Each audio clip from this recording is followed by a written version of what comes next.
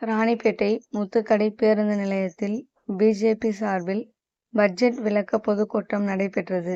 இக்கூட்டத்திற்கு புதிய மாவட்ட தலைவராக பொறுப்பேற்றுள்ள நெமிலி பி. ஆனந்தன் அவர்கள் அனைவரையும் வரவேற்று சிறப்புரையாற்றினார். அதனைத் தொடர்ந்து வேலூர் முன்னாள் மேயரும் பிஜேபி கட்சியின் மாநில பொதுச் செயலாளருமான கார்த்தியாயினி விளக்க உரையாற்றினார். அவர் பேசும்போது, பிஜேபி கட்சி இதுவரை 3 முறை ஆட்சிக்கு வந்துள்ளது. தற்போது நடைபெற்று வரும் ஆட்சியில் 8 முறை நிர்மலா சீதாராமன் பட்ஜெட் தாக்கல் செய்துள்ளார். கடந்த 2024ஆம் ஆண்டு பட்ஜெட் தாக்கல் செய்யப்பட்ட போது பாஜக தமிழக பெயரை சொல்லாமல் புறக்கணித்தது. கிருஷ்ணகிரியில் 3 ஆசிரியர்கள் இணைந்து பள்ளி மாணவியை பாலியல் தொல்லை செய்துள்ளனர்.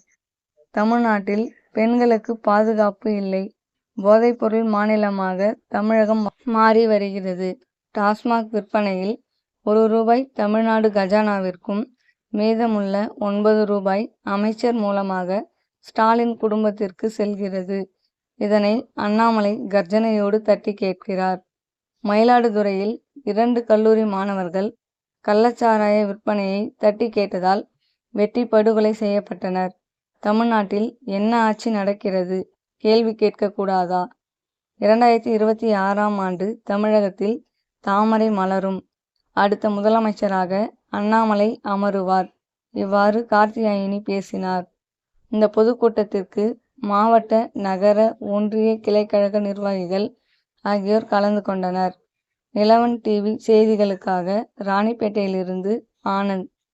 இந்த மாதிரி வரலாற்று சிறப்புமிக்க 370 நீக்கிய பெருமை மரியாதைக்குரிய பாரத பிரதமர் சேரும் என்பதை நீங்கள் தெரிந்து கொள்ள வேண்டும். அன்பு சகோதர சகோதரர்களே, இப்பெல்லாம் பாத்தீங்கன்னா விமானத்துல போட்டு பெரிய விஷயம் எல்லாம் கிடையாது.